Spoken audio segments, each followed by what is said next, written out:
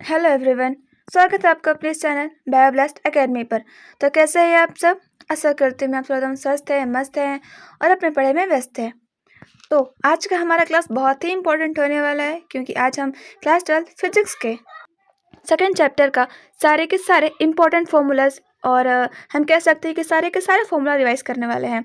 तो इस क्लास को पूरा अंत तक देखिएगा बिना स्किप किए हुए, ताकि आपको सारे फॉर्मूलेज अगर याद हैं तो बहुत अच्छी बात है, आपको पूरा रिवाइज हो जाएगा, और अगर नहीं याद है तो याद हो जाएगा। ठीक है, क्योंकि एग्जाम्स में अच्छे नंबर गेट करने के लिए सिर्फ हमें थ्योरी ही याद करने से हम अच्छे नंबर नहीं गेट कर सकते हैं। ठीक है, उसके लिए हमें फॉर्मूला भी अच्छे से याद रहना चाहिए, और फॉर्मूला के साथ साथ डेरिवेशंस भी। ओके, तो चलिए स्टार्ट करते हैं।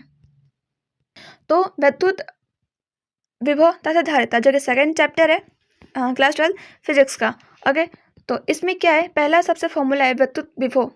ये फॉर्मूला भी है पहला, और डिफिनेशन भी है विद्युत विभव किसे कहते हैं। तो इसको भी से डिनोट करते हैं, ठीक है, भी से। और इसका फॉर्मूला क्या होता है कि W अपान में क्यू नॉट। W जो कि कार्य होता है, और क्यू नॉट यानी कि आवेश। इसका मात्रक क्या होता है, तो कार्य यानी कि जूल अपन कूलम इसका मात्रक होता है। ओके, विद्युत विभव का। अब नेक्स्ट आता है क्या, विद्युत आवेश के कारण विभव। ठीक है, तो इसका क्या होता है कि भी बराबर होता है 1/4 पाई एप्सिलॉन नॉट।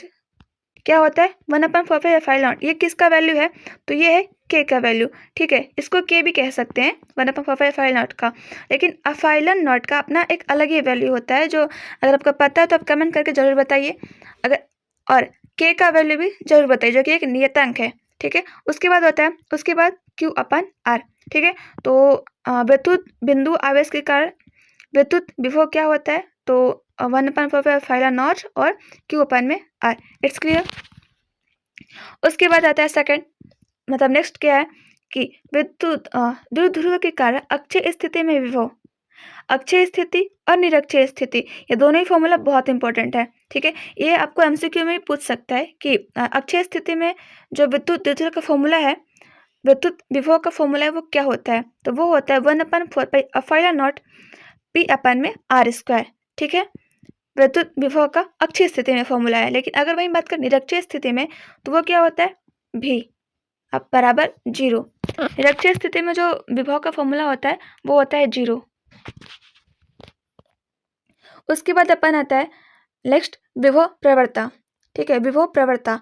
तो देखिए, जो प्रवणता वाले आते हैं फॉर्मूलाज, तो उसको लिखने का सिंपल सा और बहुत आसान ट्रिक है कि अगर हम बात करें प्रवणता के बारे में, जहाँ भी प्रवणता आपको दिखेगा आप उसको तुरंत उसके दूरी से, यानी कि किसी भी मतलब दूरी से उसको क्या कर देंगे, अपन लोग भाग दे देंगे, यानी कि डिवाइड कर देंगे, तो क्या हो जाएगा, प्रवणता का फॉर्मूला हो जाएगा।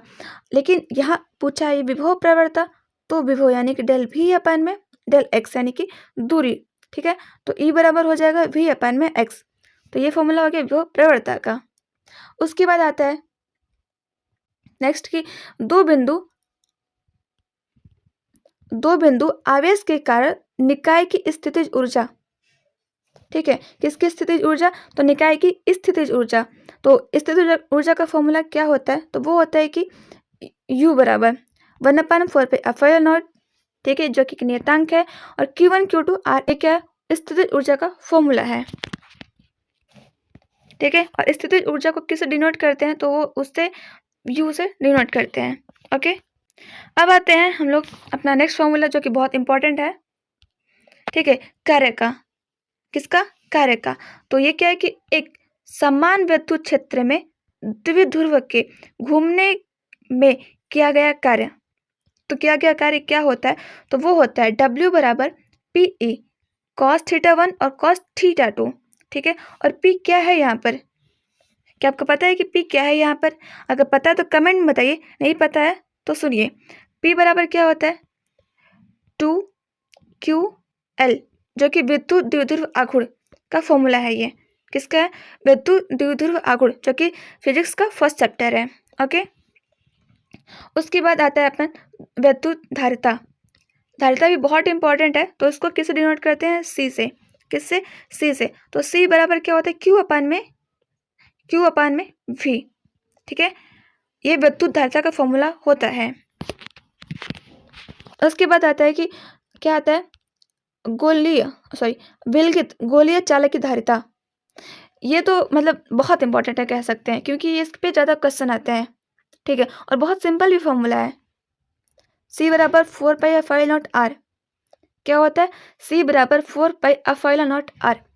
इसको आप याद कर लीजिए, जब भी गोलीय चालक की धारिता पूछेगा तो आप ये लिख के, बहुत ही ईजी है कह सकते हैं, ठीक है। क्योंकि हमें 4 तो दिया ही है, यहाँ पे पाई का वैल्यू पता ही है 22/7, एफाइल नॉट का वैल्यू पता ही है हमें, सिर्फ आर दिया रहता है, यानी दूरी दिया रहता है उसके बीच का, और पूछता है कि धारिता क्या होगा गोलीय चालक का, ठीक है। सिर्फ आर देके हमें सिर्फ आर को रख के यहाँ निकालना होता है, ठीक है। लेकिन अगर आप ऐसा करते हैं कि 4 पाई एफाइल नॉट इन सब का वैल्यू रखते हैं तो बहुत ज़्यादा महंगा पड़ जाएगा आपको, ठीक है। जैसे कि के का वैल्यू आपको पता ही होगा कि क्या होता है कि 9 गुणे 10/9 होता है के का वैल्यू, तो हम यही वैल्यू यहाँ रखते हैं। बस थोड़ा सा मैं इसको विस्तार में समझा देती हूँ आपको। क्या होता है कि 1/4 पाई एफाइल नॉट, ठीक है, ये होता है, और इसके बराबर क्या होता है? के। समझ में आया? ये होता है के, और के का वैल्यू क्या होता है? तो वो होता है 9 गुणे 10/9 होता है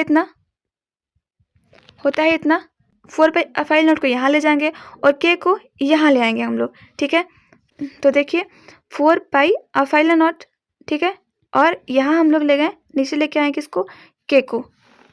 तो जब के नीचे आया तो जिसका वैल्यू भी तो नीचे आ जाएगा ना, तो यहाँ पर क्या हो जाएगा? तो हम कह सकते हैं कि 4 पाई एफाइल नॉट का जो वैल्यू है 1/9 गुणे 10⁻9 होगा, ठीक है। इतना होगा एफाइल नॉट का वैल्यू। तो आपको सिर्फ ये लिखना रहेगा और आर का वैल्यू दिया रहेगा, उसमें मल्टीप्लाई करके आर का वैल्यू लिख के हमें धारिता निकाल लेना है, ठीक है।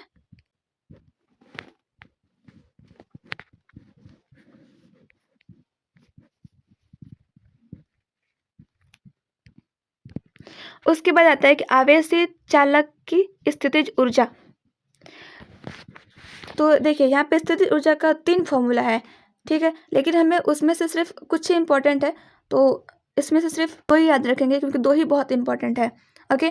तो वो कौन सा है? पहला तो ये U बराबर हाफ CV², ये बहुत इंपॉर्टेंट है, बहुत ज़्यादा, ठीक है, क्योंकि हम इस चैप्टर में धारिता के बारे में पढ़ रहे हैं, ठीक है। तो अगर आपको नहीं याद है तो अभी याद कीजिए कि U बराबर हाफ CV², U बराबर हाफ CV², ये फॉर्मूला है स्थितिज ऊर्जा की, ठीक है। और एक और होता है U बराबर हाफ QV। क्या? U बराबर हाफ QV। आप ये दोनों याद रख लेंगे, इनफ है। अगर आपको लगता है कि ये भी याद करना चाहिए तो आप कर लीजिए, क्योंकि U बराबर हाफ Q²/C, ठीक है, ये भी सिंपल ही है। उसके बाद नेक्स्ट फॉर्मूला आता है हमारा कि समांतर प्लेट संधारित्र की धारिता। कौन से प्लेट? समांतर प्लेट संधारित्र की धारिता, ठीक है। तो उसका क्या होता है कि C बराबर एफाइल नॉट A/D। आप इसको भी याद रखिए, C बराबर एफाइल नॉट A/D। यहाँ पर आपको एफाइल नॉट का वैल्यू रखना पड़ेगा, ठीक है। उसके बाद आता है जो कि सबसे इम्पोर्टेंट है, कह सकते हैं कि इस पूरे फॉर्मूला में से सबसे ज़्यादा इम्पोर्टेंट कौन है? तो वैसे तो सभी के सभी हैं, लेकिन उसमें से भी कौन है? तो वो है संधारित्र की समायोजन। किसका? संधारित्र की समायोजन। वो भी 2 प्रकार से होता है, एक श्रेणी क्रम में और एक समांतर क्रम में, ठीक है। तो धारिता में क्या होता है कि उल्टा होता है। तो धारिता वाले में क्या होगा? श्रेणी क्रम की जब बात करेंगे हम लोग, तो उसमें आएगा 1/C बराबर 1/C1 plus 1/C2 plus 1/C3। ऐसे ही क्या करते जाएंगे जितना भी उस धारिता दिया रहेगा, ठीक है। क्वेश्चन में कैसे पूछेगा कि धारिता का वैल्यू दे देगा, C1 का है ये वैल्यू, या C2 का वैल्यू, C3 का वैल्यू, और फिर बोलेगा कि इसका संधारित्र का धारिता क्या होगा श्रेणी क्रम में, तो आपको ये फॉर्मूला लगाना रहेगा।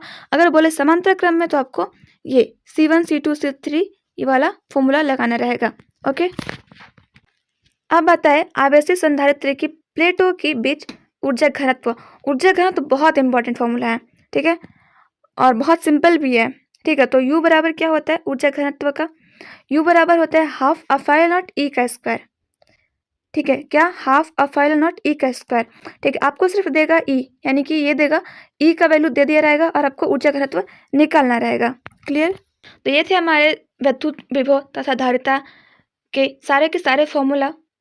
अगर आपको PDF चाहिए तो आप कमेंट कीजिए, आपको प्रोवाइड किया जाएगा।